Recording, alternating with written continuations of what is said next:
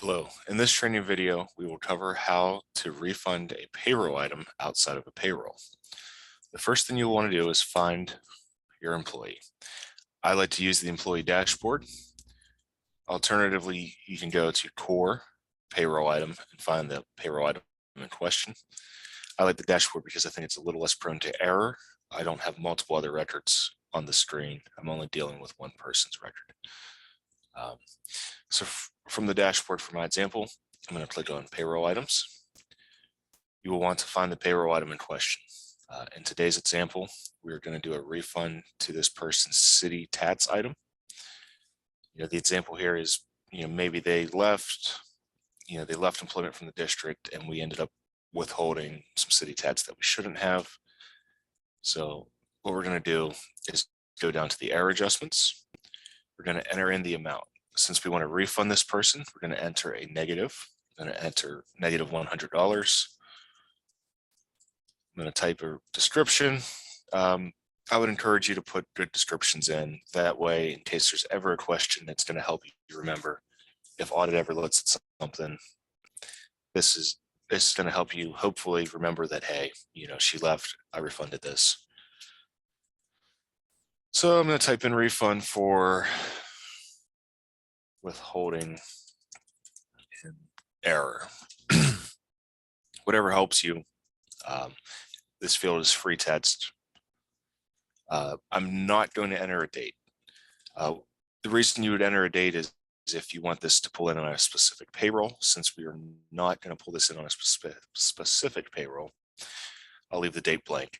A quick note as well, if we were pulling this into a payroll hypothetically, and you wanted it to pull in on the very next payroll, leave that date field blank as well.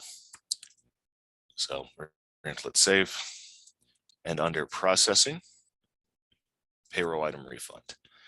This screen's very handy to see.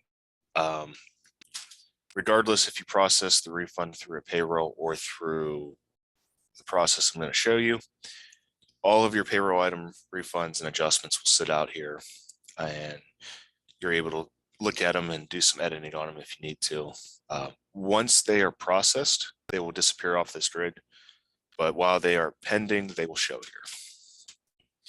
So for Amy Mercer, we're going to select her and we're going to click on refund selected payroll items. You're going to have the option for either a check or an ACH payment. Either one's up to you, whichever you prefer. If you have multiple bank accounts, you can select which bank account. Starting check number. You can enter a check number here if you want to use a specific check number. If you want to use a next available, just leave it blank. You're going to want to select your issue date. Please be aware, in this test account, I think I am in January. I have January open. So I'm going to select January 31, 2022. You're going to want to have a payroll period that is open for this to work. You can select, you're going to have two options for output files here, XML and PDF. Either way, you're probably going to want an XML for your print file or for your ACH submission. You can run a PDF if you just want to print it. Your pay plan, whether this person's normally bi-weekly, semi-monthly, monthly, you're going to want to select which one is appropriate. And then if you want to change the file name, you can. I normally just leave it alone. Usually there's not a reason to change it, but if you want to, you certainly can. There's no restriction on it. All right, so just to recap, I have check selected because I want to be able to print a check and give it to this person. Maybe they're standing in my office and I don't want to do an ACH payment. I have a date selected that is in my open and current posting period. So I'm going to click process refund. System will take a second. It's going to generate whichever file type you select.